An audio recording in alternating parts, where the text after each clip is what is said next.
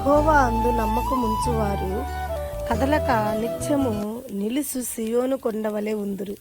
చూడండి ప్రియమైన బిడ్డలారా, సమస్యలు ఎన్నో వస్తుంటాయి, ఇబ్బందులు ఎన్నో వస్తుంటాయి, బాధలు ఎన్నో వస్తుంటాయి. అయితే నీ నమ్మకాన్ని ఎన్నడూ కూడా దేవుడు అందు విడిచిపెట్టగాక. దేవుణ్ణి ప్రార్థిస్తున్నావు, దేవుణ్ణి నమ్ముకున్నావు, దేవుడితో సహవాసం కలిగి ఉన్నావు.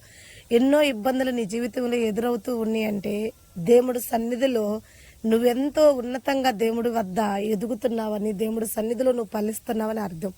అయితే నువ్వు ఫలించేటప్పుడు నీకు అనేక దెబ్బలు వస్తాయి. రాళ్ల దెబ్బలు అవ్వచ్చు, కర్రల దెబ్బలు అవ్వచ్చు, చేతి దెబ్బలు కూడా అవ్వచ్చు.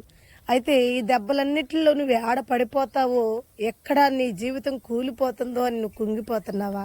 నా ప్రియమైన బిడ్డ, దేవుడు ఉదయకాల సమయాన దేవాతి దేవుడు మాటలు నీ దైవ సౌకర్యాల నోట ఉంచి నీతో మాట్లాడుతున్న మాటలు, నీ వద్దకు వచ్చిన ఈ మాటలు చెప్తున్న వాగ్దానాన్ని నువ్వు నమ్ము.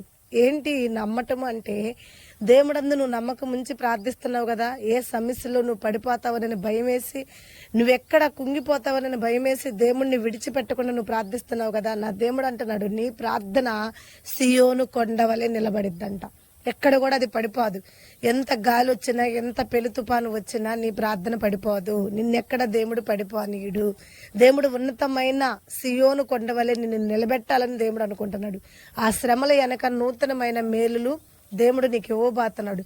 ఇక నాకు ఆశలు లేవు, ఇంకా నాకు ఏముంది అనుకుంటే దేవుడు అంటున్నాడు, ఆశలు లేని కాడ ఆశలు పుట్టించగలిగిన దేవుడు, ఆయన అద్భుత కార్యాలు చేయగలిగిన దేవుడు, నువ్వు పడిపోతున్నావు అన్న సమయంలో నన్ను పైకెత్తగలిగిన దేవుడు, నువ్వు సేవించుచున్న దేవుణ్ణి నువ్వు నమ్మకం విడిచిపెట్టకుండా ఆయన చేయగలుగుతాడని నువ్వు నమ్మి ఆయన సేవిస్తున్నావు కదా, ఆ నమ్మకం నువ్వు విడిచిపెట్టకుండా ఆయనందు నమ్మకం కలిగి ఉండు.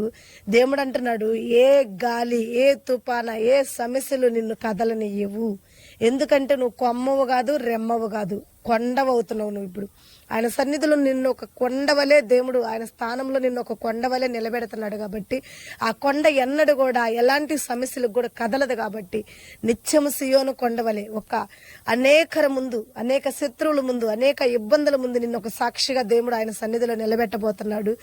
త్వరపడి నీ పనులన్నిటిలో కూడా విజయాన్ని పొందుకునే రోజు ఉంది కాబట్టి, ఎలాంటి ఇబ్బందులు పడకుండా నమ్మకం మాత్రమే ఉంచి దేవుణ్ణి సేవించు. తొందరలోనే దేవుడు నిన్ను ఒక ఉన్నతమైన సాక్షిగా దేవుడిని నిలబెట్టును గాక. ఆమేన్. God bless you.